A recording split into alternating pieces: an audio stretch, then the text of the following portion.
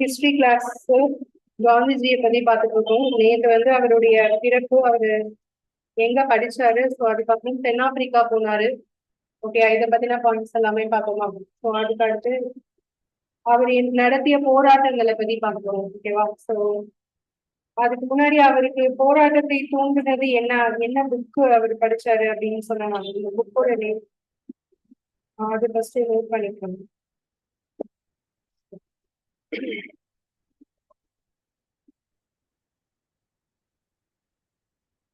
காந்திஜிக்கு இன்ஸ்பயரா இருந்தது ரெண்டு புக்கு. அந்த நேம் ஒன்னு டால்ஸ்டா எழுதுனது, இன்னொன்னு ஜான் ரஸ்கின் எழுதுனது.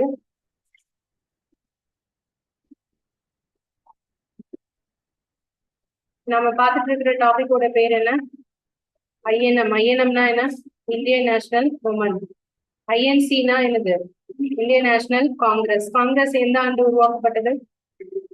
1885. காங்கிரஸோட ஃபர்ஸ்ட் பிரசிடென்ட் யாரு?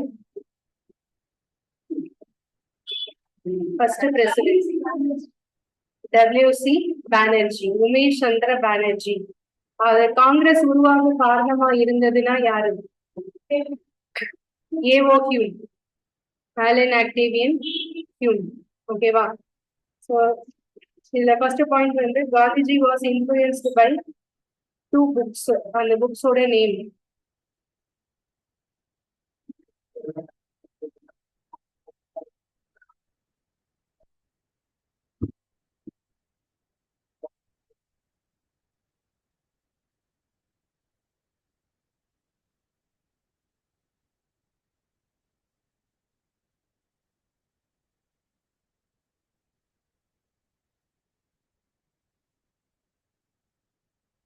டால்ஸ்டாய்ஸ் the kingdom of God is within you.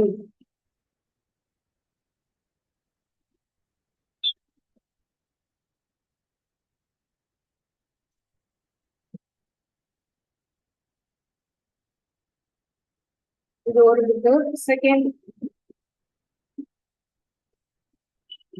Civil disobedience, Ruskin, John Ruskin's civil disobedience.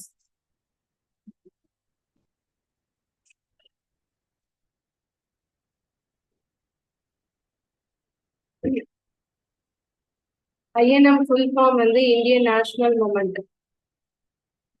Indian national movement, இந்திய தேசிய இயக்கம்.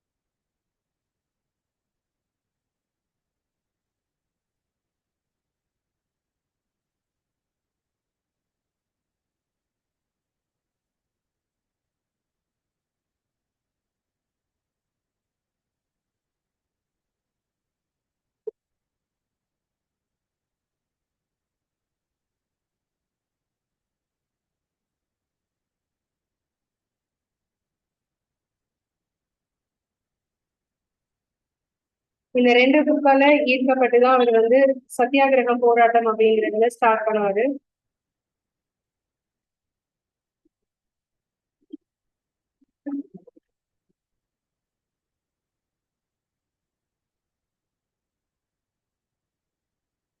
தென்னாப்பிரிக்கால வந்து அவர் சத்தியாகிரகம் போராட்டத்தை ஆரம்பிச்சு அவருடைய போராட்டங்களுக்கு அப்புறம் ரொம்ப வருஷம் கழிச்சு அதை என்ன செய்வாங்கன்னா அக்செப்ட் பண்ணுவாங்க. ஓகேயா, அவருடைய கோரிக்கையை வந்து அக்செப்ட் பண்ணுவாங்க.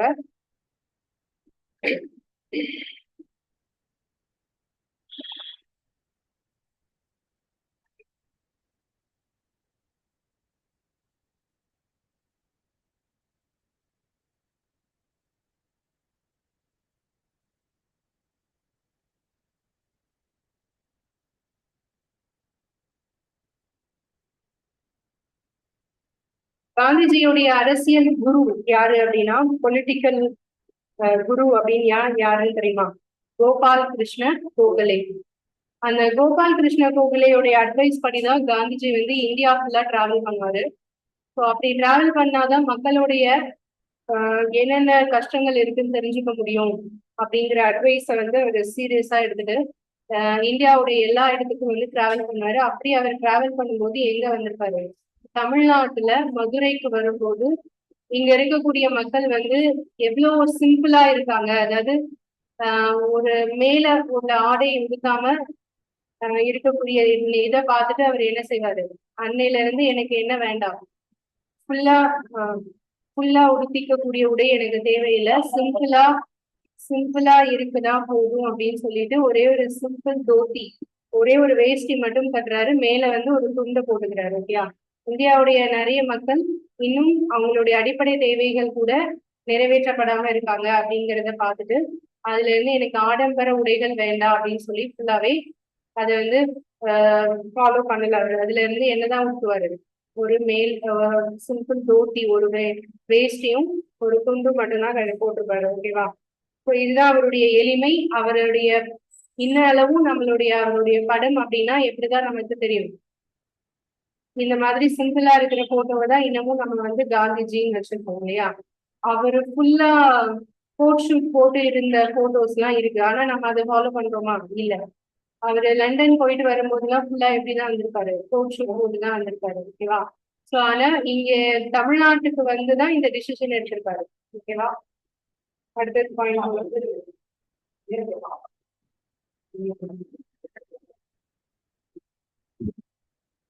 அடுத்த பாயிண்ட் வந்து political guru of Gandhiji.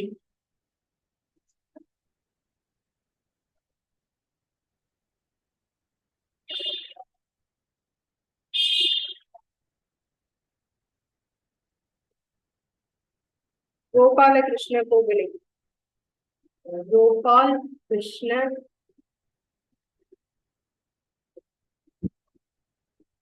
Gokhale.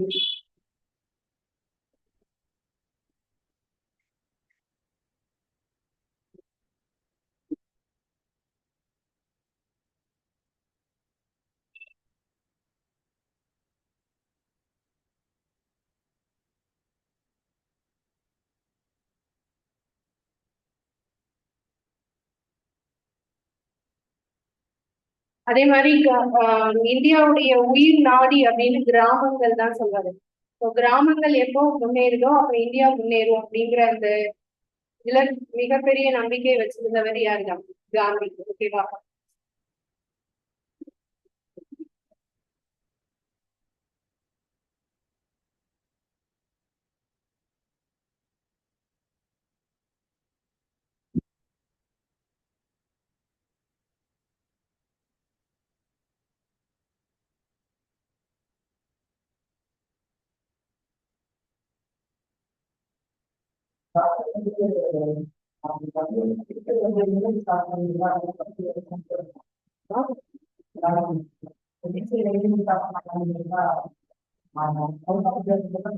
South Africa.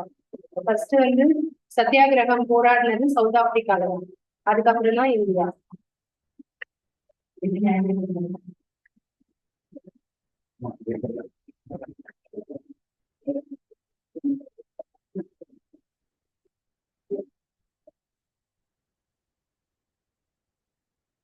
Okay, அடுத்த பாயிண்ட் போலாமா? இந்தியால அவர் ஸ்டார்ட் பண்ண சத்தியாகிரகம், அதுல ஃபர்ஸ்ட் வந்து சம்பரான் சத்தியாகிரகம் 1917.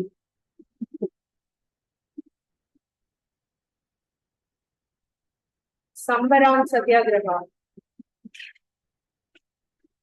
சரி, சிஹெச் பா, எஸ் இல்ல,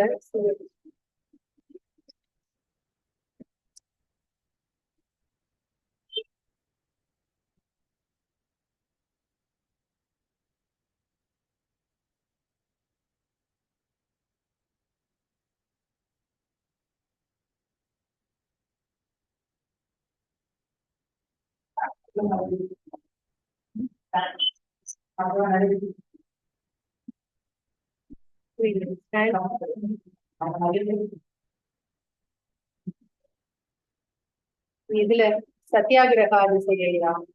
அந்த நேம் எல்லாமே வந்து பாத்தீங்கன்னா அவங்க பேர் வைக்கிறது எல்லாரும் ஹிந்தி ரிலேட்டடா இருக்கும். அந்த மொழி வார்த்தைகள் எல்லாமே வந்து ஹிந்தி ரிலேட்டடா இருக்கும். சோ சம்பரான் சத்தியாகிரகம் வந்து அதோடைய கதை ஃபர்ஸ்ட் சொல்லிடுறேன், அதுக்கப்புறம் அது என்னன்னு சொல்லி தெரிஞ்சுக்கோங்க. அந்த சம்பரான் சத்தியாகிரகம் இயர் என்ன சொன்னேன், 1917. ஓகேயா?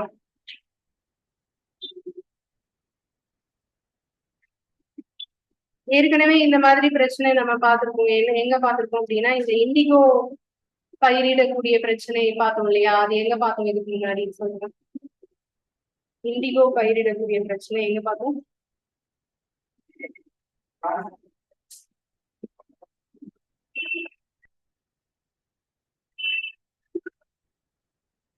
நீல் தர்பன், அப்புறம் அதை எழுதின தீனபந்து மித்ரா, அது ஒரு நாடகம் நடிச்சாங்க. அதுக்கப்புறம் விமனும் இந்த போராட்டத்துல பங்கேற்றாங்க. இது என்னது நான் இப்ப சொல்றது எல்லாமே என்ன பண்ணுது?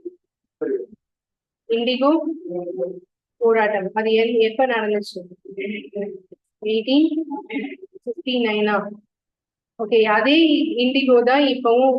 ஓகேவா? இது ஆனா 1917. இது எங்கன்னா பீகார்ல. ஓகேவா? இது நடந்த இடம் வந்து பீகார்.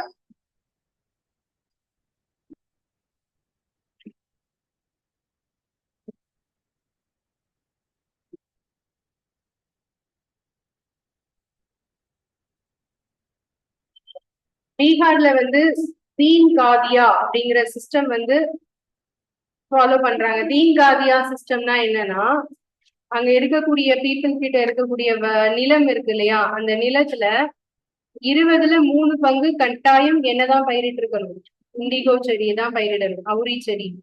சோ அதை பயிரிடல அப்படின்னா அதுல என்ன பண்ணுவாங்க, அதாவது கட்டாயமா வலுக்கட்டாயமா கட்டாயப்படுத்துறாங்க. ஓகேவா?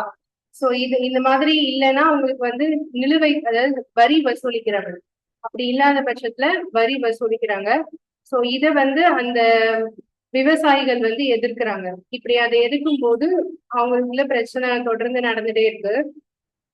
என்னன்னா இந்த நீல சாயம் இருக்கு இல்லையா, இதோடைய தேவை வந்து ஐரோப்பால வந்து என்ன ஆகுது, முன்னாடி மாதிரி இல்ல, குறைஞ்சிச்சு. ஆனா ஐரோப்பா சந்தையில நீல சாயம் இருக்கிறது 18 காலகட்டத்துல இருந்த மாதிரி இல்ல, கம்மி ஆயிடுச்சு. ஆனாலும் சில இன்னும் வந்து வியாபாரம் நடந்துட்டு தானே இருக்கு. சோ அதுக்காக இவங்க வந்து என்ன செய்யறாங்கன்னா இதை பயிரிட சொல்லி கட்டாயப்படுத்துறாங்க. அந்த இதை வந்து தவிர்த்து விவசாயிகள் போராட்டம் செய்யும் போது அதுல ஒரு விவசாயி ராஜ்குமார் சுக்லா அப்படிங்கிற ஒருத்தர் வந்து சம்பரானுக்கு நீங்க வருகை தரணும்னு யார கூப்பிடுறாரு, காந்திஜிய கூப்பிடுறாரு. ஓகேவா? சோ அப்ப காந்திஜிய கூப்பிட்டதுனால காந்திஜி உடனடியா அங்க வந்து போராட்டத்துக்கு தலைமை தாங்குறாரு. சோ அப்போ காவல்துறையினர் வந்து உடனடியா அங்க வந்து என்ன செய்யறாங்க, இவரை வந்து நீங்க வெளியே போங்கன்னு சொல்லி கேக்குறாங்க காந்திஜிய. இதுல நீங்க தலையிடாதீங்க, காவல்துறையினர் வந்து உடனடியா வெளியேறுங்க அப்படின்னு சொல்லி சொல்றாங்க. ஆனா அவருக்கு எது மறுத்துட்டாரு, காந்திஜி வந்து மறுத்துட்டாரு. இல்ல என்னால போக முடியாது அப்படின்னு சொல்லி மறுத்துட்டாரு. சோ அப்போ காந்திஜி மேல கேஸ் போடுறாங்க. அப்ப நீங்க வந்து கேஸ ஃபேஸ் பண்ணுங்க அப்படின்னு சொல்லிடுறாங்க. ஓகேயா? அனுமதியின்றி ஒரு போராட்டத்துக்கு தலைமை தாங்கினா மக்களை தூண்டி விடுற மாதிரி ஆகும். சோ அப்படி நீங்க வந்து இதுல கலந்துக்கிட்டீங்கன்னா உங்களை அரெஸ்ட் பண்ண வேண்டியது இருக்கும் அப்படிங்கிற மாதிரி சொல்றாங்க. இப்ப இது வந்து காந்திக்கு ஆதரவா மத்த இதெல்லாம் வந்து அப்படியே பரவுது, காற்று வாக்குல இந்த செய்தி எல்லாருக்குமே பரவுது. அதை பார்த்துட்டு மக்கள் எல்லாரும் யாருக்காக ஆதரவா ஒன்று கூடுறாங்க, காந்திஜிக்கு ஆதரவா ஒன்று கூடுறாங்க. ஓகேயா? சோ இதுல இருந்து அவர் வந்து காந்தி என்ன கத்துக்கிட்டாருன்னா, முதல்ல ஒத்துழையாமை இயக்கம் அப்படிங்கிறது. ஒத்துழையாமைனா நீங்க சொல்றத எங்களுக்கு பிடிக்கலைன்னா என்ன செய்ய முடியாது, செய்ய முடியாது. அந்த ஒத்துழையாமை இயக்கம் அப்படிங்கிற இயக்கத்தை எந்த மாதிரி ஸ்டார்ட் பண்ணணும் அப்படிங்கறத அவர் முதல்ல புரிஞ்சுக்கிட்டாரு. ஓகேவா? காந்திஜி. சோ இந்த போராட்டத்துல வந்து காந்திஜிக்கு ஆதரவா யாரெல்லாம் இருந்தாரு அப்படின்னா, ராஜேந்திர பிரசாத். ராஜேந்திர பிரசாத் தான் பின்னாடி நமக்கு ஃபர்ஸ்ட் யாரா இருந்திருப்பாரு, பிரசிடென்டா இருந்திருப்பாரு. சரியா? சோ அவரும் ஒரு வழக்கறிஞர் தான். ஓகேவா? ராஜேந்திர பிரசாத் இவருக்கு ஆதரவா இருக்காரு. சோ அதே மாதிரி இன்னும் நிறைய பேர் அவர் தலைவர்கள் இவருக்கு ஆதரவா இருக்காங்க. அந்த விவசாயிகள் மீது நடத்திய அடக்குமுறை வந்து தீன் காதிங்கிற முறையை ரத்து செய்ய அப்படின்னு சொல்லி அந்த குழு வந்து பரிந்துரைக்குது. ஓகேவா? சோ இது மாதிரி ஃபர்ஸ்ட் அவர் செஞ்ச போராட்டம் வந்து எங்க, சம்பரான். ஓகேயா? சம்பரான்ல அண்ட் இதுல இயர் எழுதிட்டோம். சோ அந்த அந்த இதுக்கு முறைக்கு என்ன பெயர்னு சொன்னோம், தீன் காதியா. அந்த பேர் எழுதிக்கொள்ளுங்க, தீன் காதியா. தீன் காதியா முறைனா என்ன, அவங்க நிலத்துல 20ல் 3 பங்கு என்ன செடி பயிரிடணும், அவுரி செடி. சோ அதுதான் வந்து தீன் காதியா.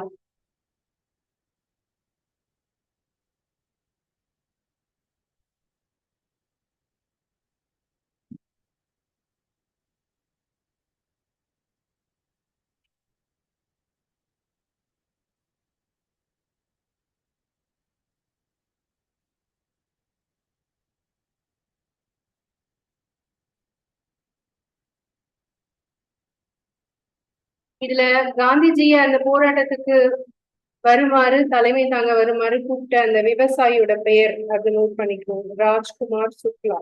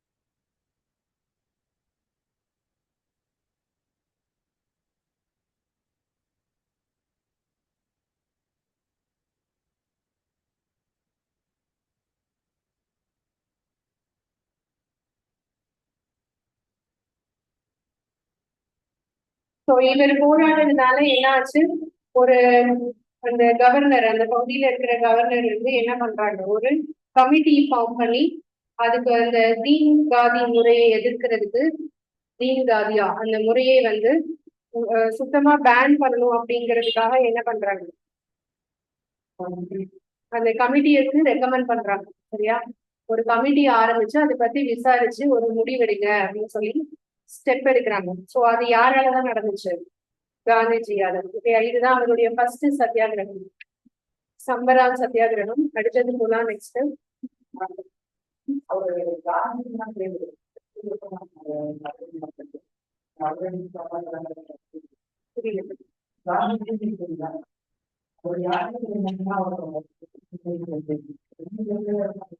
மரியாதை நிமித்தமாக பேசக்கூடியது. அடுத்தது நெக்ஸ்ட் பாயிண்ட் வந்து, இதுக்கு அடுத்து அவர் என்னென்ன சத்தியாகிரகம்ல வந்து ஈடுபட்டாரு அப்படின்னா, 1918 அகமதாபாத். இது எல்லாமே வந்து எதுக்காகனா விவசாயிகளுடைய போராட்டத்துக்காக தான். ஓகேவா? 1918 1918 அதுல வந்து அகமதாபாத்ல இது வந்து என்னன்னா மில் வேலை நிறுத்தம். ஸோ இது வந்து விவசாயிகள் கிடையாது, ஸ்ட்ரைக். எதுக்குன்னா அகமதாபாத் மில் ஸ்ட்ரைக்.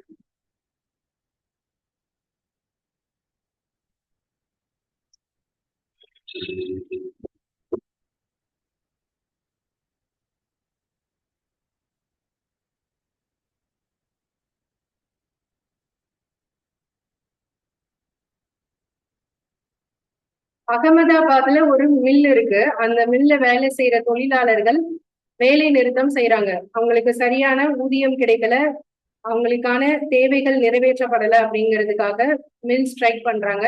அதுல போய் யாரு கலந்துக்கிறாங்க? காந்திஜி.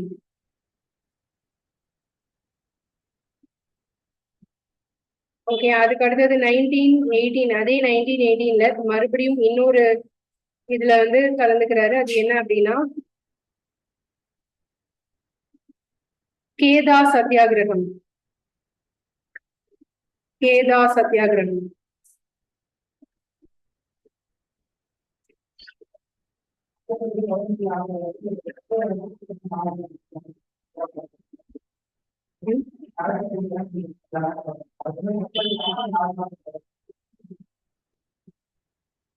சத்தியாகிரகம்.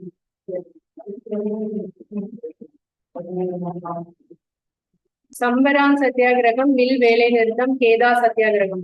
இது எல்லாத்துலயுமே வந்து என்ன நடக்கும்னா கடைசியா இவருடைய கோரிக்கையை ஏற்று ஒரு கமிட்டி போடுவாங்க.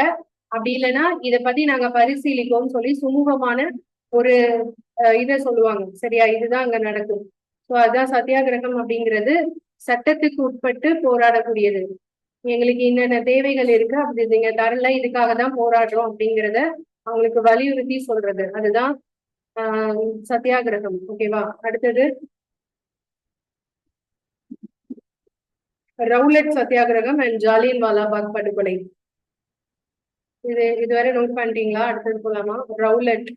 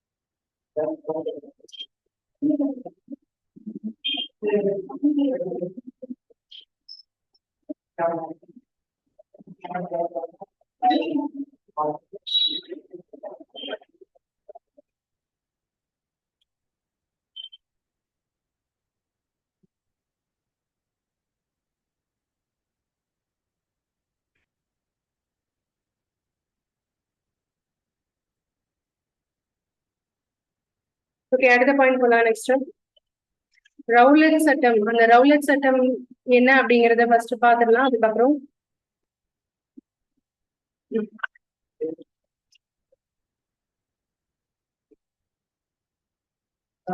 1919. சரியா? ரவுலட் வந்து 1990.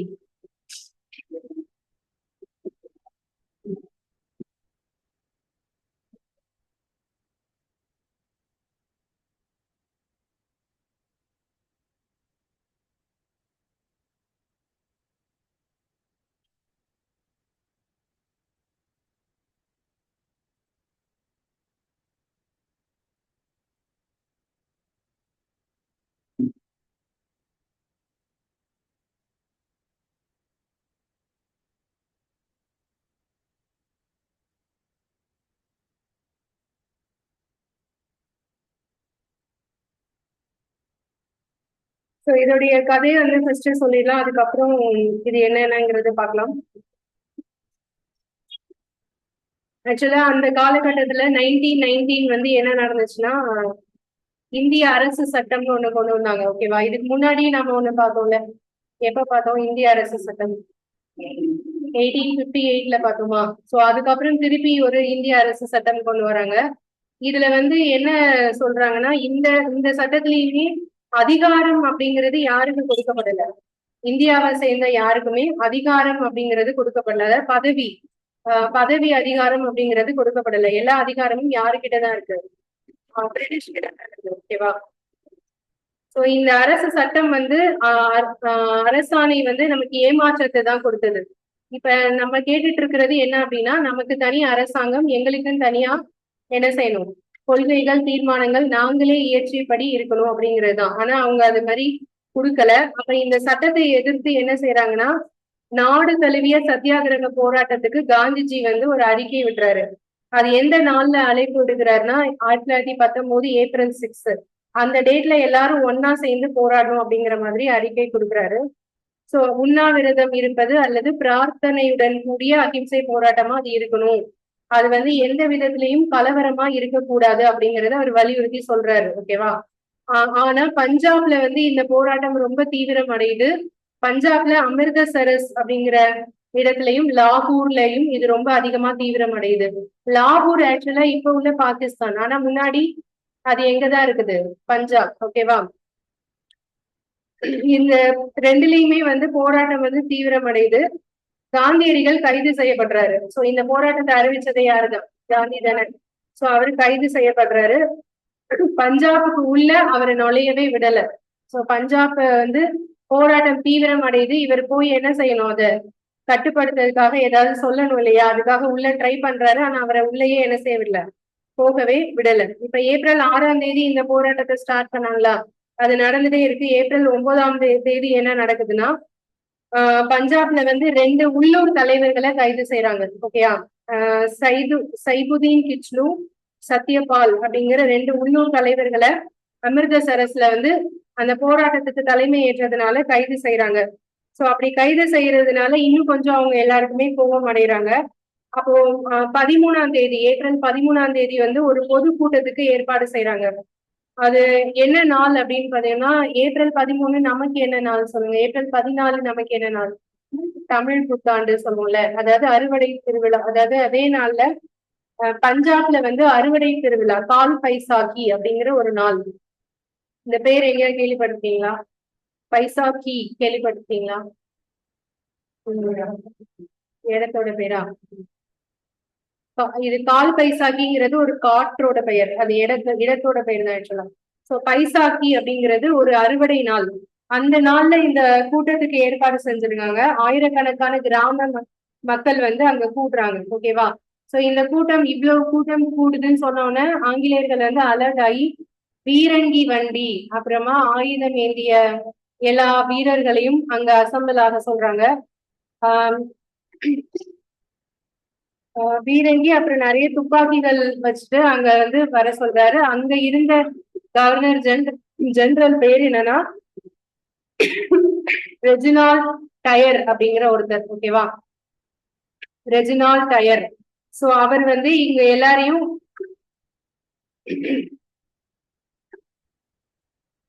கண்காணிக்கணும் அப்படின்னு சொல்லிட்டு எல்லா வீரர்களையும் அங்க வர சொல்லிட்டாரு.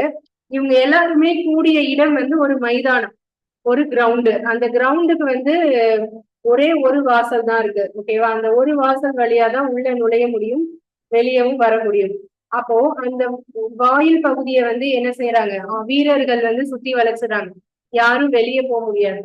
அப்படியே வெளியே போக முடியாததுனால இவங்க உள்ள இருக்கிற எல்லாரையும் பீரங்கியாலையும் துப்பாக்கியாலையும் கண்மூடித்தனமா சுத்துறாங்க. ஓகேயா? ஒரு எந்த ஒரு இரக்கமும் இல்லாம கண்மூடித்தனமா சுடுறாங்க. கிட்டத்தட்ட 10 நிமிஷம் இது வந்து தொடர்ந்து அந்த துப்பாக்கி சூடு நடந்தது. அந்த அதிகாரப்பூர்வமான தகவல் படி 379 பேர் செத்துட்டாங்கன்னு கணக்கு மட்டும் சொல்றாங்க. ஆனா உண்மையாவே அங்க இறந்து போனது ஆயிரக்கணக்கான பேர். ஓகேவா? 1000த்திற்கும் மேற்பட்டோர் வந்து காயமடைந்து நிறைய பேர் கொல்லப்படுறாங்க. ஓகேயா? சோ இதனால இந்த தாக்குதல் வந்து ஒரு மிகப்பெரிய நம்மளுடைய வரலாறுல வந்து ஒரு கருப்பு பகுதி அப்படின்னே சொல்லலாம். ஓகேவா? 1000க்கும் அதிகம் அப்படின்னே நிறைய பேர் சொல்றாங்க இறந்து போனவங்க. இந்த சம்பவத்துக்கு பிறகு என்ன ஆகுதுன்னா, இந்த பஞ்சாப்ல வந்து அமிர்தசரஸ்ல வந்து மக்கள் என்ன செய்யக்கூடாது, இந்த இந்த போராட்டத்துல ஈடுபட்ட மக்கள் வந்து தெருக்கள் வழியாக ஒரு கயிறை கட்டி இழுத்துட்டு போறாங்க. அந்த மாதிரி எல்லாம் தண்டனை கொடுக்குறாங்க. ஓகேவா? ஊர்ந்து செல்ற மாதிரி அவங்க கயிறை கட்டி இழுத்துட்டு போறாங்க, சவுக்கடி கொடுக்குறாங்க. இந்த மாதிரி கொடுமையெல்லாம் அனுபவிக்கிறாங்க அந்த பஞ்சாப் மக்கள். சோ இத பார்த்துட்டு ரவீந்திரநாத் தாகூர் வந்து என்ன சொல்றாரு, நைட் அவுட்ன்னு சொல்லி இங்கிலாந்துல அவருக்கு ஒரு பட்டம் கொடுக்குறாங்க. நீங்க கொடுத்த பட்டமும் வேணாம், எதுவும் வேணாம் அப்படின்னு சொல்லிட்டு அவர் அந்த பட்டத்தை திருப்பி கொடுக்குறாரு. அதே மாதிரி காந்தியடிகளுக்கும் ஒரு பட்டம் கொடுத்துருப்பாங்க. காந்திஜிக்கு கெய்சரி ஹிந்த் அப்படிங்கிற ஒரு பதக்கம் கொடுத்திருப்பாங்க. அந்த பதக்கத்தையும் காந்தி என்ன செய்யறாரு, திருப்பி கொடுக்குறாரு. ஓகேவா? சோ இதுதான் ரவுலட் சத்தியாகிரகம்.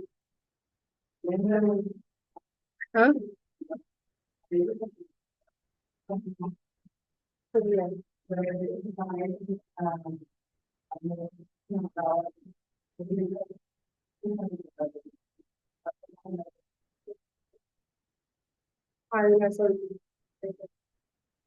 1990 இந்த இதோடைய பாயிண்ட்ஸ் இப்ப நான் சொன்னதோட பாயிண்ட்ஸ் நோட் பண்ணிக்கோங்க. ஜாலியன் வாலாபாக்.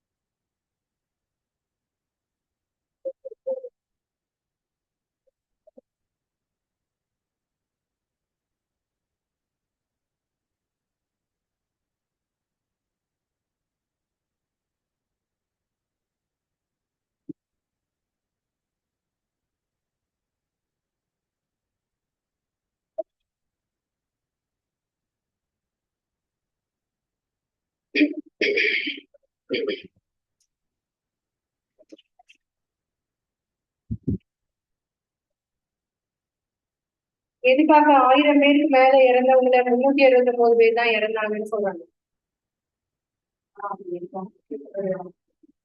அந்த இஷ்யூ அதிகம் எல்லாருக்கும் தெரிய வந்துச்சுன்னா இன்னும் கொஞ்சம் போராட்டம் என்ன செய்யும், அதிகமாகும் இல்லையா? அது மாதிரிதான் இப்ப ரீசெண்டா நம்ம எங்க கேள்விப்பட்டோம், இதே மாதிரி இறந்து போனது நிறைய, ஆனா சொன்னது கம்மி. எப்ப இந்த மாதிரி நம்ம ரியலைஸ் பண்ணிருந்தோம் நம்மளோட 2 இயர்ஸ் 4 இயர்ஸ் முன்னாடி கொரோனால அப்படிதானே சொல்லுவாங்க. கொரோனால உண்மையா இறந்து போனது நிறைய பேரு. ஆனா அபிஷியலா சொன்னது கம்மி. அப்படிதானே? எதுக்காக? மக்கள் பேனிக் ஆயிடக்கூடாது அப்படின்னு சொல்லுவோம். அப்படிதானே? இல்லையா? தெரியுமா தெரியாதா? அந்த செகண்டரி டிசீஸ் எல்லாம் இருக்கு அப்படின்னு சொல்லி நிறைய பேருக்கு என்ன சொன்னாங்க, அதனால இறந்தாங்க அப்படின்னு சொன்னாங்க. கரெக்டா? இது வந்து அப்பத்துல இருந்தே நடக்கக்கூடிய ஒரு விஷயம். உண்மையாக உள்ளது அப்படிங்கிறது எக்ஸாக்டா சொல்லாததுக்கு ரீசன் ஒண்ணு இருக்கும் பின்னாடி. ஓகேவா? இதுவரை நோட் பண்ணியாச்சா?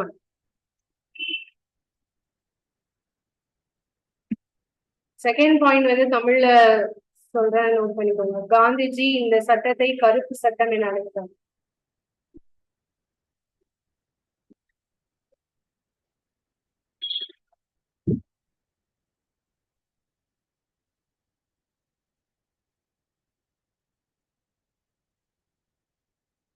ஆயிரத்தி தொள்ளாயிரத்தி 19 ஏப்ரல் 6ஆம் நாள் நாடு தழுவிய சத்தியாகிரகத்திற்கு அழைப்பு விடுத்தார்.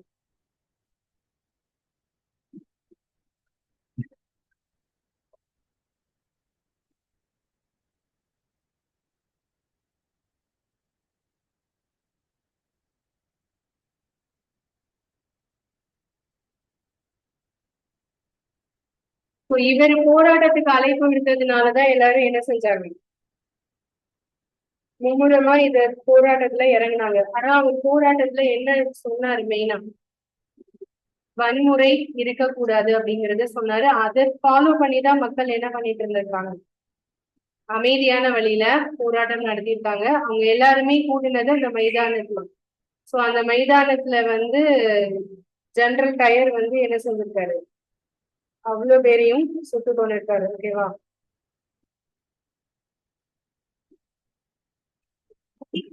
அடுத்த பாயிண்ட் வந்து thirteen on April 13, Baisakhi Day.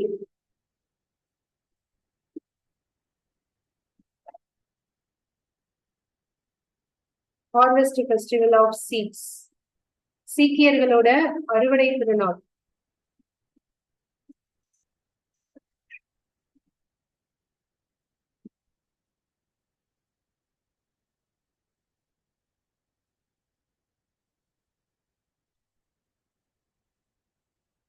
Villagers had assembled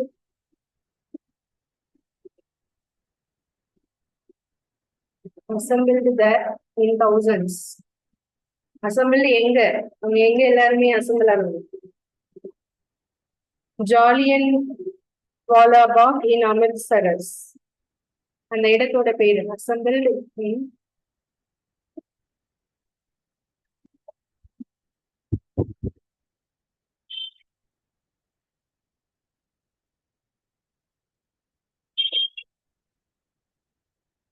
Amritsar.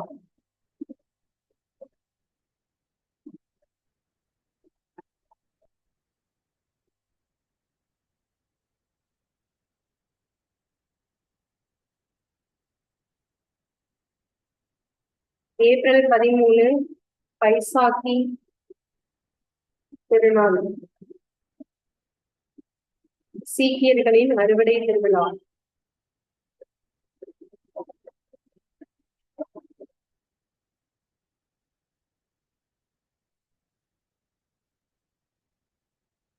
அறுவடை திருவிழாவில் கிராமவாசிகள் ஆயிரக்கணக்கில்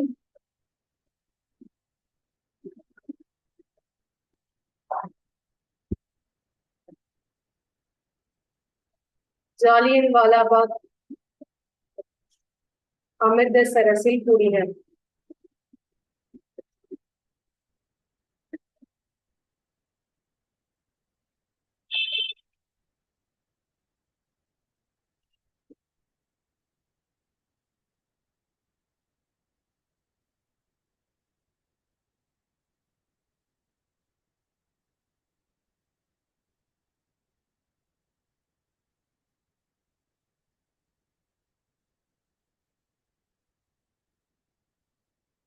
ஆக்சுவலா அந்த பெரிய மைதானம் வந்து எப்படி கட்டியிருக்காங்கன்னா, ஒரே ஒரு வாசல், மத்த சுவர் எல்லாமே பெரிய சுவர். அதுல ஏறிலாம் தப்பிக்க முடியாது, அந்த அளவுக்கு ரொம்ப பெரிய சுவர். ஸோ அப்ப அந்த மக்கள் வேற எங்கேயுமே என்ன செய்ய முடியாது, போக முடியாது.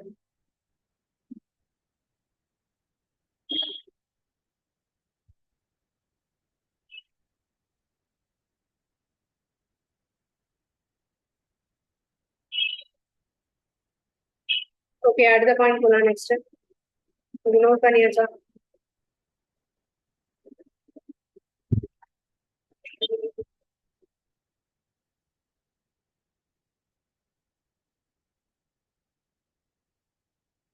General Reginald tyre.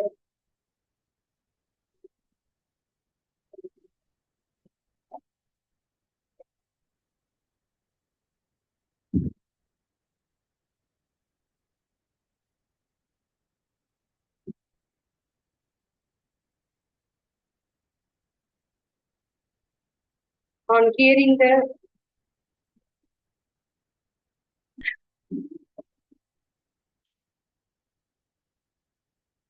assembly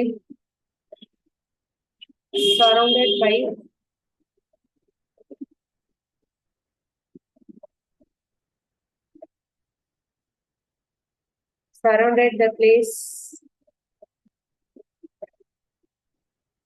with his troops and armored vehicle.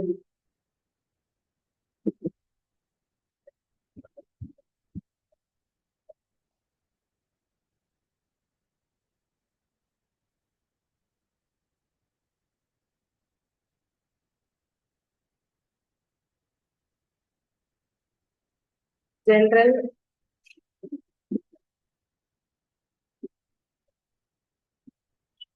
Reginald Dyer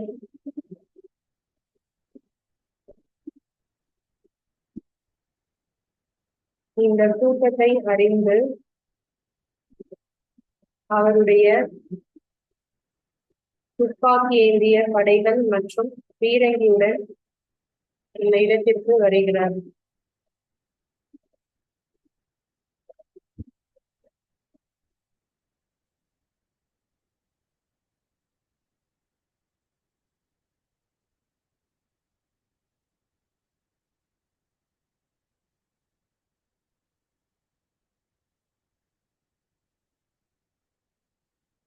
இடத்தை முற்றுகையிடுகிறார்.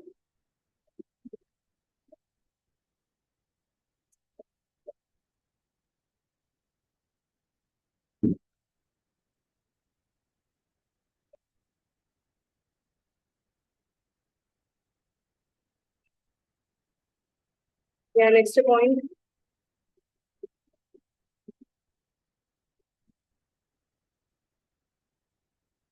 The only entrance was blocked and firing took place without any warning. The only entrance was blocked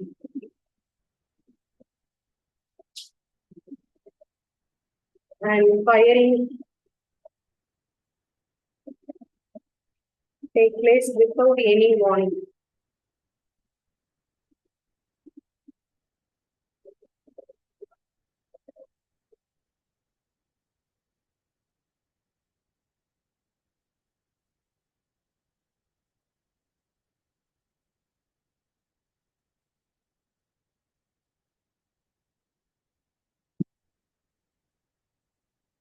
ஒரு வழி.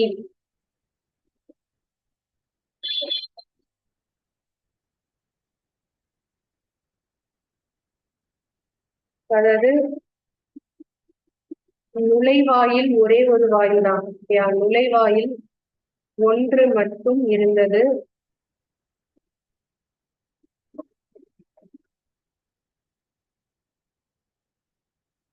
அது அடைக்கப்பட்டு துப்பாக்கி சூடு நடத்தப்பட்டது.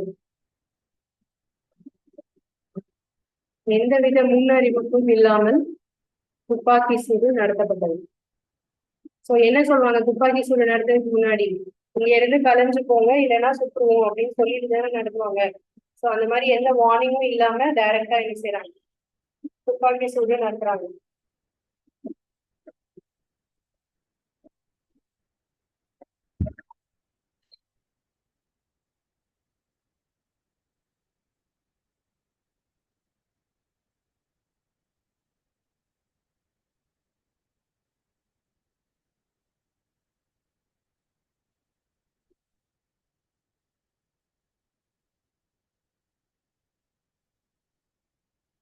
திரும்ப பண்ணியாச்சு, அடுத்தது போலாமா? According to official report, 379 were killed.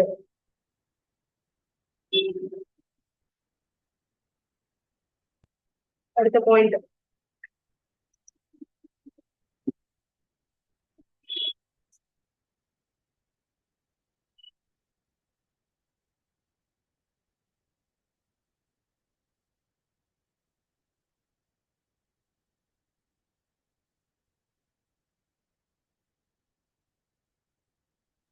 அதிகாரப்பூர்வ அறிவிப்பின்படி 379 பேர் கொல்லப்பட்டதாக தகவல் வெளிவந்தது.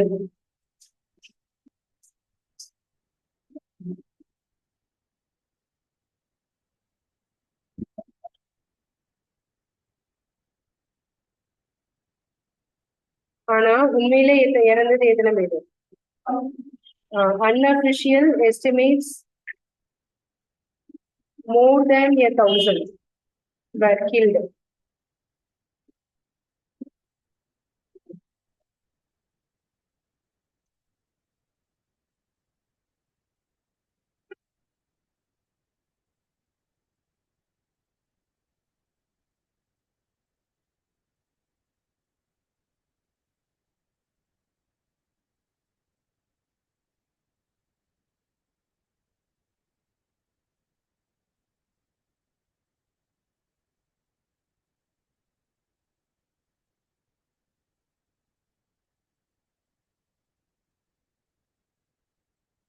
அதிகாரப்பூர்வமற்ற தகவல்கள் 1000 பேருக்கு மேல் இறந்ததாக கூறுகிறது.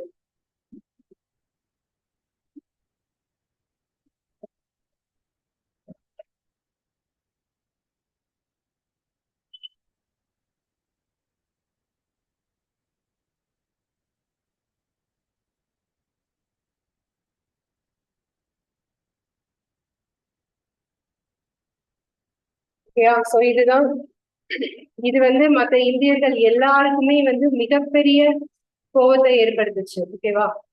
சோ இப்ப நமக்கு கேட்கும் போது நமக்கு கோவம் வருதா இல்லையா? சோ அப்ப இருந்தவங்களுக்கு எப்படி இருந்திருக்கும்? கரெக்டா?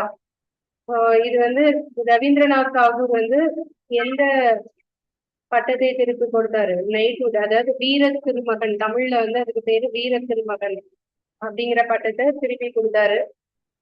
அரசு பட்டம் அது.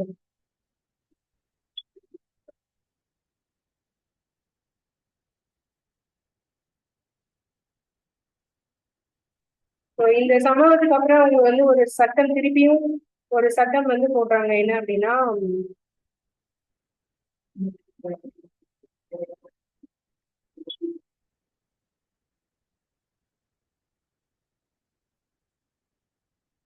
மார்ஷியல் லா அப்படின்னா என்ன அர்த்தம்? பர்டிகுலரா அந்த பஞ்சாப்ல இருக்கக்கூடிய மக்கள் மட்டும் என்ன பண்ணக்கூடாது, எந்த போராட்டத்திலையும் ஈடுபடக்கூடாது. சோ அவங்களுக்கு அப்படி இருந்ததுன்னா சவுக்கடி கொடுக்குறாங்க, தெருக்கல்ல இழுத்துட்டு போறாங்க. சோ இந்த மாதிரிலாம் கொடுமையை பண்றாங்க. ஓகேவா? அடுத்த point after the incident,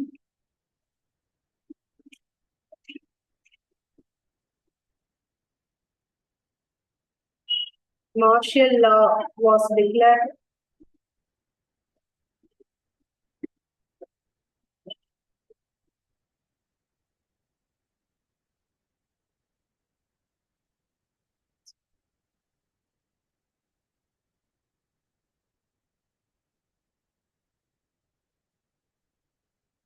In பஞ்சாபில் படைத்துறை சட்டம் கொண்டு வரப்பட்டது இந்த நிகழ்வுக்கு பிறகு.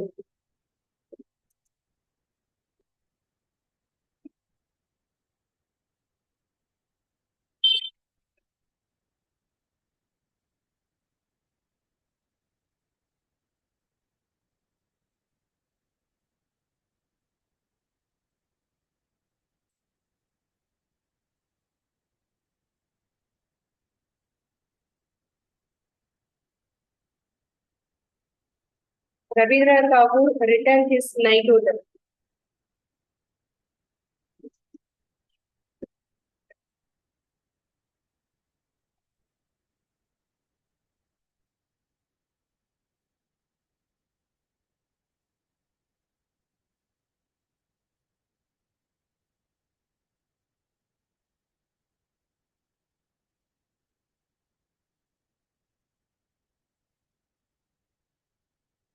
ரவீந்திரநாத் தாகூர் தன்னுடைய நைட்ஹுட், அதாவது வீர திருமகன் என்ற அரசு பட்டத்தை துறந்தார்.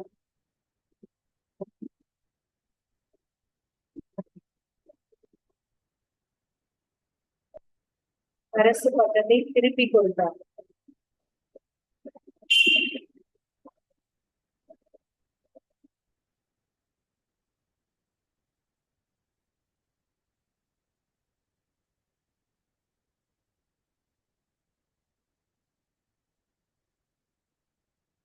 காந்தியடிகள் வந்து அவருடைய கேசர் மெடலை வந்து திருப்பி கொடுக்குறாரு. இதுக்கு அடுத்த பாயிண்ட் இதுவரை எழுதிக்கோங்க.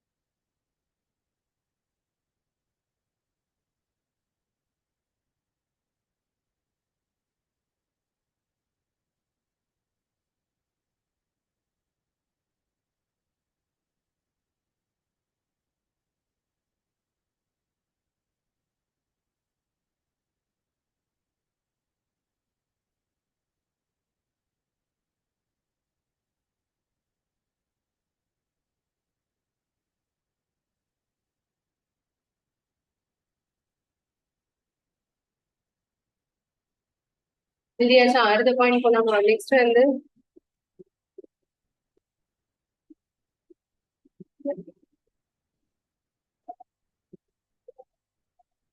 Gandhi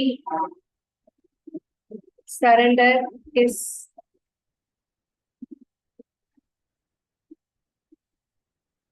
Kaiser-e-Hind medal. ஸோ இந்த மெடல் வந்து எதுக்கு கொடுக்குறாங்கன்னா பப்ளிக் சர்வீஸ். 1900ல இருந்து 1947 வரைக்கும் இந்த மெடல் கொடுத்துருக்காங்க. யார் யாருக்குன்னா அப்படின்னா இந்தியால பொது சேவை செஞ்சவங்களுக்காக இந்த மெடல் கொடுத்துருக்காங்க. அதுல காந்திக்கு இந்த மெடல் கிடைச்சிருக்கு. ஸோ அவர் வந்து என்ன பண்ணிருக்காரு, அதை திருப்பி கொடுத்துருக்காரு. ஓகேவா?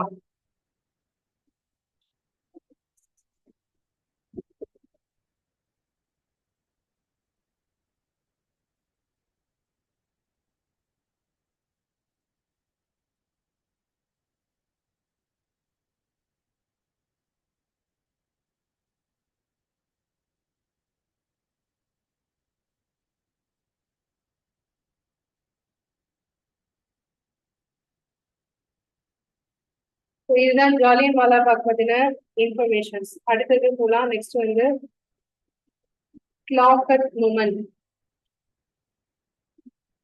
கிளாக்கட் மூமெண்ட், அந்த கிளாக்கட் மூமெண்ட் அப்படின்னா என்னன்னு பார்க்கலாம்.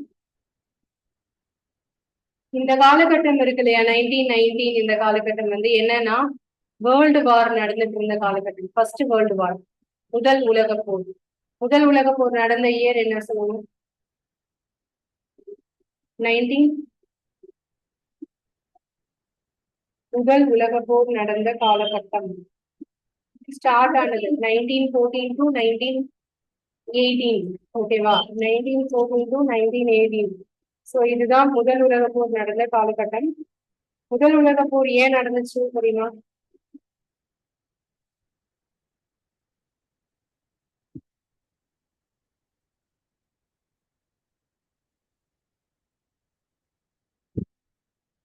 அந்த ஹிஸ்டரி படிச்சோம்னா அது வந்து வேர்ல்டு ஹிஸ்டரி ஆகும். ஓகேவா?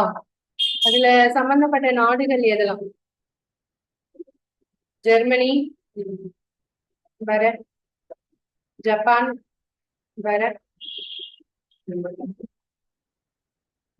இந்தியா ஏதாவது வேர்ல்டு வார்ல சம்பந்தப்பட்டிருக்கா? நம்ம இந்தியா தானே, நம்ம இந்தியா பத்தியே யோசிப்போம். இல்லையா? நம்ம எந்த போர்லயும் கலந்துக்கலையா? இது நீங்க எனக்கு பார்த்துட்டு சொல்லுங்க. First world war, second world war, இந்த 2 வேர்ல்டு வார்லயும் எந்தெந்த கண்ட்ரிஸ் இருந்தது, ஓகேவா? அதுல நம்ம இந்தியா இருந்தோமா அப்படிங்கிறது மட்டும் நெக்ஸ்ட் கிளாஸ்ல எனக்கு சொல்லு. அடுத்த பாயிண்ட் நெக்ஸ்ட் வந்து கிலாஃபத் மூமெண்ட்.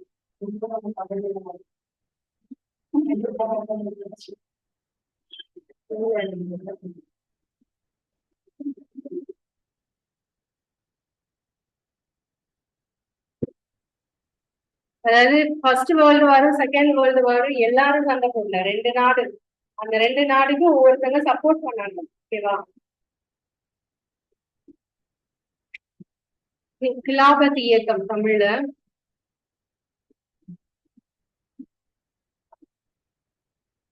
இதோட இயர் வந்து 1918. அப்போ கிலாபத் இயக்கம் ஸ்டார்ட் பண்ணது 1918, சரியா? ஜாலியன் வாலாபாக் நடந்தது எப்போ? 1990. இந்த கிலாபத் இயக்கம் அதுக்கு முன்னாடியே ஸ்டார்ட் ஆயிடுச்சு. ஆனா நம்ம ஏன் இதுக்கப்புறம் படிக்கிறோம் அப்படின்னா 1919ல இவங்க ஒரு மீட்டிங் வைப்பாங்க இந்த மூமெண்ட்டை சேர்ந்தவங்க. அதுல காந்தி வந்து எதை ஸ்டார்ட் பண்ணுவார்னா நான் கோஆபரேஷன் மூமெண்ட்டை ஸ்டார்ட் பண்ணுவாரு. அதனால இது அதுக்கப்புறம் படிக்கிறோம். ஸோ இந்த கிலாபத் அப்படிங்கிறது என்னன்னா, ஃபர்ஸ்ட் வேர்ல்டு வார் முடிஞ்சது 1918ல முடிஞ்சிச்சு. அப்ப வந்து துருக்கி இருக்காங்க இல்லையா, அந்த துருக்கியில இருக்கக்கூடிய மக்கள் வந்து என்ன இனத்தை சேர்ந்தவங்களா தான் இருப்பாங்க, இஸ்லாமிய இனத்தை சேர்ந்தவங்க இல்லையா. அதுல இஸ்லாமிய இனத்தை சேர்ந்த ஒருத்தரை வந்து என்ன பண்றாங்கன்னா ட்ரீட் பண்றது வந்து என்ன செய்யல, நல்ல விதமா அவங்களை நடத்தல, ஹார்ஷா ட்ரீட் பண்றாங்க. சோ யாரு அப்படின்னா இஸ்லாமிய மத தலைவர், ஓகேயா? இஸ்லாமிய மத தலைவரை அவங்க வந்து ட்ரீட் பண்றது ஹார்ஷா ட்ரீட் பண்றாங்க. இத எதிர்த்து உருவாக்கப்பட்ட இயக்கம் தான் இந்த கிலாஃபத் மூமெண்ட். இதை ஸ்டார்ட் பண்ணது வந்து 2 பிரதர்ஸ். அவங்களோட பேர் வந்து ஒருத்தர் மௌலானா முகமது அலி, இன்னொருத்தர் வந்து மௌலானா சவுகத் அலி. ரெண்டுமே அலி அலின்னு முடியும், ஓகேவா? இவங்க 2 பேரும் இந்த கிலாஃபத் மூமெண்ட்டை ஸ்டார்ட் பண்றாங்க. இந்த மொமெண்ட்டுக்கு யாரு சப்போர்ட் பண்றாரு? காந்தி வந்து சப்போர்ட் பண்றாரு, ஓகேவா? சோ இவர் சப்போர்ட் பண்ண மெயின் ரீசன் என்ன அப்படின்னா, இந்த கிலாஃபத்தோட மொமெண்ட்ல வந்து போராடக்கூடிய எல்லாரும் ஸ்லோகன் வந்து என்ன யூஸ் பண்ணாங்க அப்படின்னா, அவங்க போராடும் போது ஒரு முழக்கம் போடுவாங்க இல்லையா, கோஷம் போடுவாங்க இல்லையா. அவங்க என்ன கோஷம் போடுறாங்கன்னா, அல்லாஹு அக்பர், 2வது வந்தே மாதரம், வந்தே மாதரம், 3வது ஹிந்து முஸ்லாமிக்கு ஜே அப்படின்னு சொல்லிட்டு கோஷம் போடுறாங்க. சோ அப்ப இதுல என்ன ஆகுது, அவங்க மதத்தையும் அவங்க வந்து போராடுறதா ஆகுது, இந்தியாவுக்காகவும் போராடுறதா ஆகுது. இந்து முஸ்லிம்க்கு ஜேன்னு சொல்றதுனால இங்க வந்து யாரு டிவைட் அண்ட் ரூல் பண்ண முடியாது, பிரிட்டிஷ் வந்து இந்த ஹிந்து முஸ்லீமை பிரிக்க முடியாது. சோ அப்ப அவங்க இந்த 3 கோஷங்களை எழுப்பினதுனால இதுக்கு யாரு ஃபுல் சப்போர்ட் பண்றாங்க? காந்தி வந்து ஃபுல் சப்போர்ட் பண்றாரு. ஸோ இவங்க இந்த அலி பிரதர்ஸ் வந்து என்ன பண்றாங்கன்னா ஒரு கான்ஃபரன்ஸ் வந்து ஏற்பாடு பண்றாங்க. எங்க கமிட்டி, கிலாஃபத் கமிட்டி வந்து ஒரு மீட்டிங் ஏற்பாடு பண்றாங்க அலகாபாத்ல, ஓகேவா? அந்த அலகாபாத் மீட்டிங்ல தான் காந்திஜியோட நான் வயலண்ட் கோஆபரேஷன் மூமெண்ட்டை அவங்க ஏத்துக்கிறாங்க. என்ன இயக்கம்? ஒத்துழையாமை இயக்கம். இப்பதான் அவர் அபிஷியலா ஒத்துழையாமை இயக்கத்தை கொண்டு வராரு காந்தி, ஓகே? நான் வயலண்ட் நான் கோஆபரேஷன், அதாவது நான் வயலண்ட்னா என்ன செய்யக்கூடாது, வயலண்டா போராடக்கூடாது. நான் கோஆபரேஷன்னா ஒத்துழைக்கவும் கூடாது. ஸோ அதுதான் அவருடைய கொள்கை, ஓகேவா? அப்போ நான் கோஆபரேஷன் வந்து எப்போ ஸ்டார்ட் ஆச்சுன்னா 1920 ஆகஸ்ட் 1ல ஸ்டார்ட் ஆச்சு. இந்த இந்த மீட்டிங் நடந்தது எப்போ அப்படின்னா 1919 நவம்பர்ல நடந்துச்சு, சரியா? இந்த ஜாலியன் வாலாபாக் நடந்தது எப்ப சொல்லுங்க, மந்த் என்ன? ஏப்ரல், கரெக்டா? இது எப்ப நடந்தது இந்த மீட்டிங்? நவம்பர்ல தான் என்ன இது ஸ்டார்ட் ஆகுது, நான் கோஆபரேஷன் மூமெண்ட் வந்து ஸ்டார்ட் ஆகுது, ஓகேவா? ஸோ இதோடைய பாயிண்ட்ஸ் நோட் பண்ணிக்கலாம். கிளாபெர்க் இயக்கத்துடையது.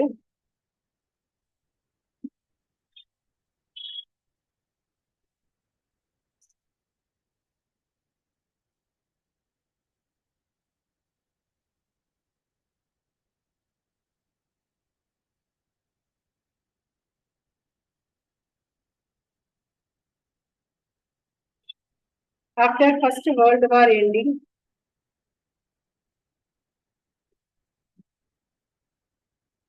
the Caliph, CALIPH,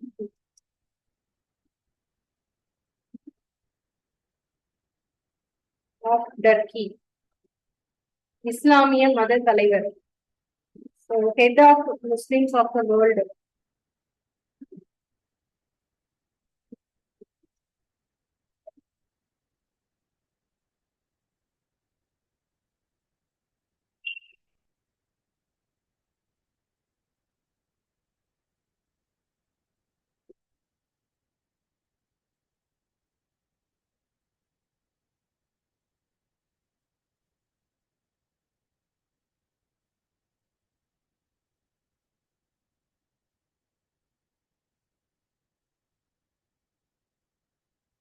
Was given a harsh treatment.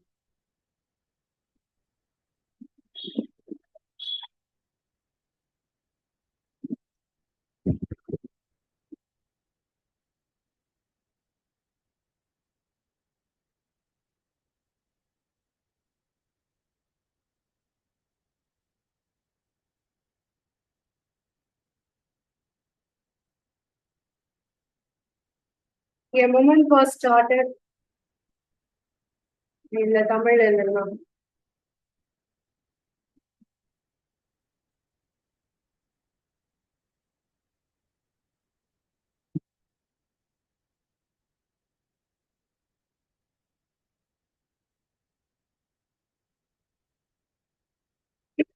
ஒரு 2 minutes வெயிட் பண்ணுங்க.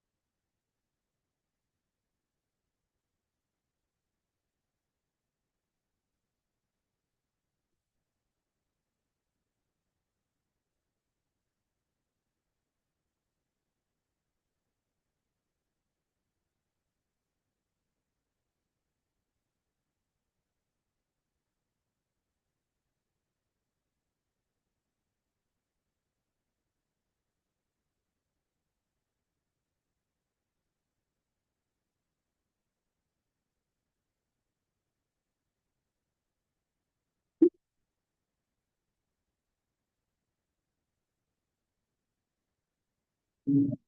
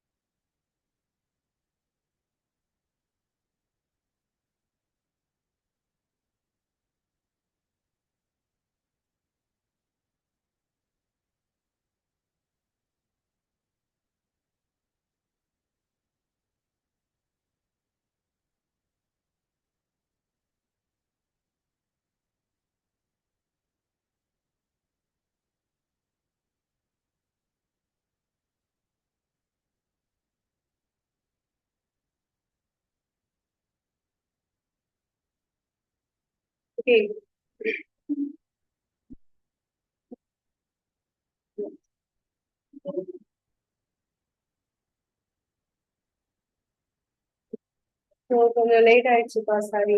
நான் இது வந்து லாஸ்டா ஏதோட முடிச்சுப்போம்.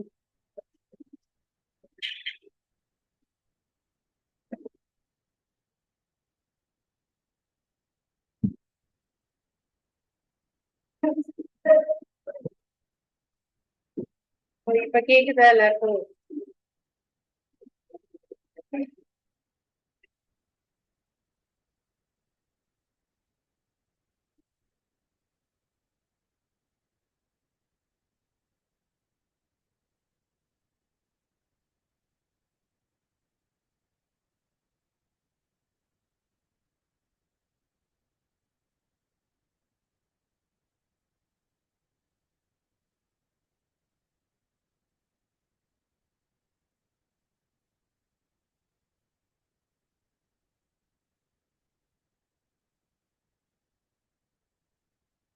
அந்த இஸ்லாமிய மத தலைவருக்கு ஆதரவாக தொடங்கப்பட்டதுதான் இந்த இயக்கம். இதுல அவங்களோட பேர் என்னெல்லாம் சொன்னோம்?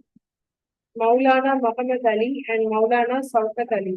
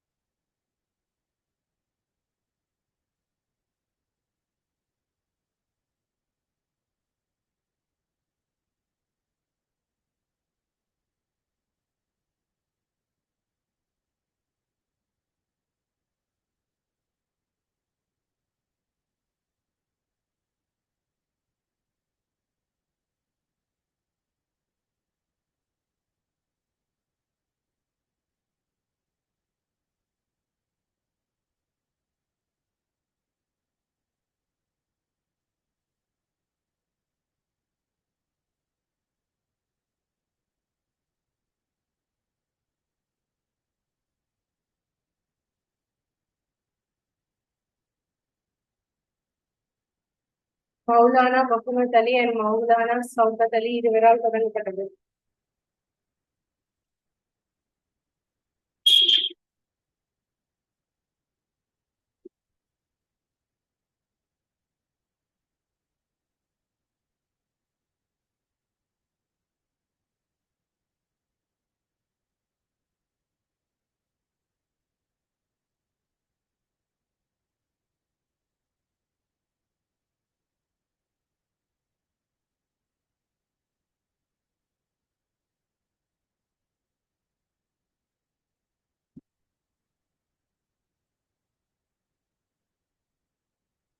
ஓகே, ஸோ அடுத்தது போகலாம். Next point.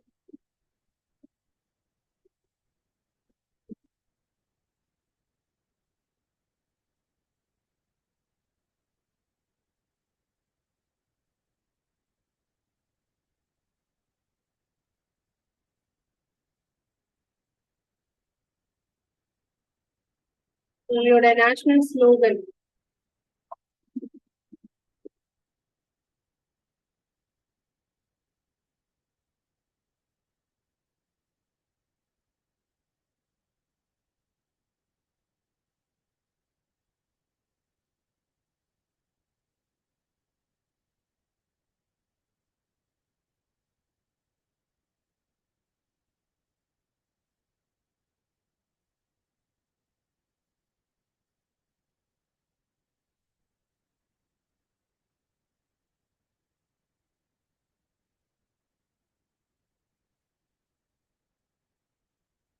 அல்லாஹு அக்பர், வந்தே மாதரம், ஹிந்து முஸ்லாம் கி ஜெய். இது தமிழ்ல இங்கிலீஷ்ல அப்படியே எழுதிக்கோங்க. உங்களுடைய தேசிய முழக்கம், இந்த இயக்கத்தை சேர்ந்தவங்களுடைய தேசிய முழக்கம்.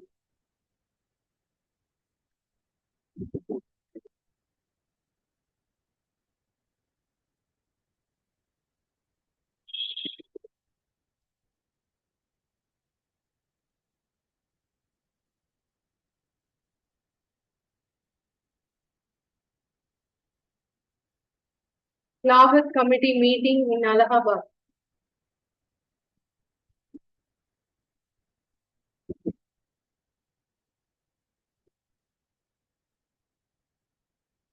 Allahabad on June 1920.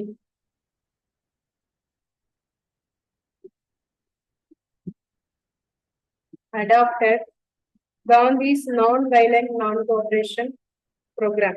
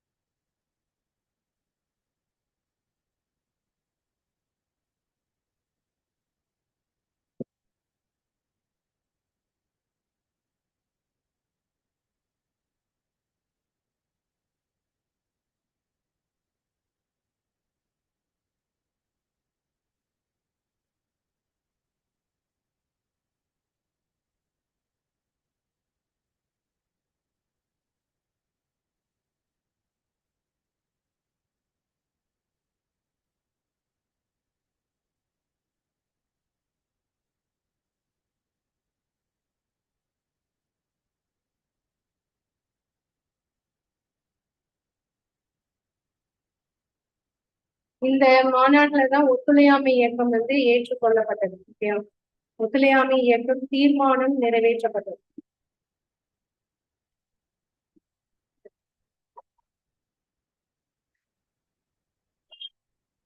ஒத்துழையாமை இயக்க தீர்மானம் நிறைவேற்றப்பட்டது. ஸோ இதுதான் நான் கோஆபரேஷன் மூமெண்ட். இது ஸ்டார்ட் ஆன இயர், அதாவது தீர்மானம் நிறைவேற்றப்பட்டது இப்போ. நான் கோஆபரேஷன் மூமெண்ட் ஸ்டார்ட் ஆனது ஆகஸ்ட். ஓகேயா,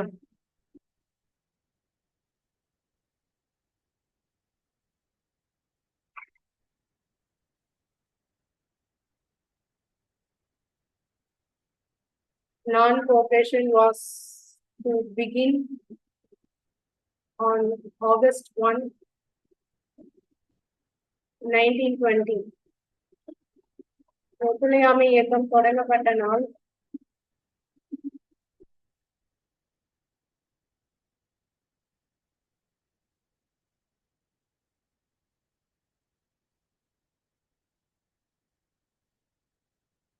ஆகஸ்ட் 1, 1920. ஓகேவா?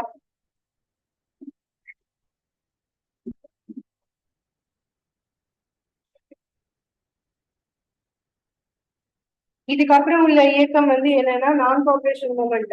அதுதான் திருப்பி ஸ்டார்ட் ஆகும். அது வந்து என்ன ஆகும் அப்படின்னா வீழ்ச்சி அடையும். அதாவது சக்சஸ் ஆகாது. நான் நான் கோஆபரேஷன் மூமெண்ட் வந்து ஃபர்ஸ்ட் வந்து என்ன ஆகும்னா ஆரம்பத்துல நல்லா இருக்கும். ஆனா போக போக அது என்ன ஆகாது, சக்சஸ் ஆகாது. அதுக்கு என்னென்ன ரீசன் அப்படிங்கிறது பார்ப்போம். அதுக்கப்புறம் வந்து சௌரி சௌரா 1922ல வந்து சௌரி சௌரா அப்படின்ற ஒரு சம்பவம் வரும். ஓகே, அதுக்கப்புறமா 1925 சுயராஜ்ய கட்சி உருவாகும். அந்த சுயராஜ்ய கட்சி வந்து ஒன்று உருவாகி அதுல இருக்கக்கூடிய மக்கள் என்னெல்லாம் பண்ணாங்க அப்படிங்கறது பார்ப்போம். அடுத்தது சைமன் குழு. சைமன் குழு அப்படின்னு வந்து ஆங்கிலேயர்கள் ஒரு குழுவை இந்தியாவுக்கு அனுப்புவாங்க. அதுல வந்து எதுக்காகனா நமக்குள்ள பிரச்சனைய தீர்வு காண்றதுக்காக. ஆனா அந்த சைமன் குழுல இருந்த யாருமே யாரு கிடையாது, இந்தியர்கள் கிடையாது. எல்லாருமே யாராதான் இருந்தாங்க, ஆங்கிலேயர்களா இருந்தாங்க. ஓகேவா? அதுக்கப்புறம் நேரு வந்து ஒரு அறிக்கை வெளியிடுவாரு 1928ல. ஸோ அந்த நேரு அறிக்கைனா என்ன, அதுக்கப்புறமா வந்து சட்ட மறுப்பு இயக்கம் அப்படிங்கிறது ஸ்டார்ட் ஆகும். Civil disobedience. ஓகே, அதுக்கப்புறம் தண்டி மார்ச், உப்பு சத்தியாகிரகம். ஓகேவா? தண்டி மார்ச் வந்து ஸ்டார்ட் ஆகும். ஸோ அதுக்கப்புறம் வந்து என்ன ஆகும்னா வட்ட மேசை மாநாடு. அதுக்கப்புறம் காந்தி இர்வின் ஆக்ட். காந்தியும் இர்வினும் சேர்ந்து ஒரு ஒப்பந்தம் சைன் பண்ணுவாங்க. அதுக்கப்புறம் நெக்ஸ்ட் என்ன ஆகும்னா 1932 வரைக்கும் இது எல்லாமே போயிடும். ஸோ 32ல வந்து பூனா பேக்ட் ஒன்று வரும், பூனா ஒப்பந்தம். ஸோ அது ஒன்று வரும். அதுக்கு அடுத்தது 1935ல வந்து இன்னொரு அரசு சட்டம் கொண்டு வருவாங்க, இந்திய அரசு சட்டம் கொண்டு வருவாங்க. அதுலதான் வந்து எது உருவாகும், நமக்கு ரிசர்வ் பேங்க் ஆஃப் இந்தியா. ஓகேவா? அது வரும். அதுக்கப்புறம் வந்து 1939ல இரண்டாம் உலக போர் ஸ்டார்ட் ஆகும். இரண்டாம் உலக போர் ஸ்டார்ட் ஆனதுக்கு அப்புறம் வந்து குவைட் இந்தியா மூமெண்ட், வெள்ளையிலே வெளியேறு இயக்கம் ஸ்டார்ட் பண்ணுவாரு காந்தி 1940ல. அதுக்கப்புறம் 42ல வந்து கிரிப்ஸ் அப்படிங்கிற ஒரு சைமன் குழு மாதிரி கிரிப்ஸ் குழு ஒருத்தவங்க வருவாங்க. ஓகே, அவங்க என்ன பண்ணாங்க, அதுக்கு அடுத்தது லாஸ்டா வந்து செய் அல்லது செத்துமடி, அதாவது டூ ஆர் டை அப்படிங்கிற இது வந்து வரும். அதுக்கு அடுத்ததுதான் நமக்கு என்ன கிடைக்கும், ஃப்ரீடம். அதுக்கு அடுத்து உள்ளது நெக்ஸ்ட் கிளாஸ்ல பார்க்கலாம்.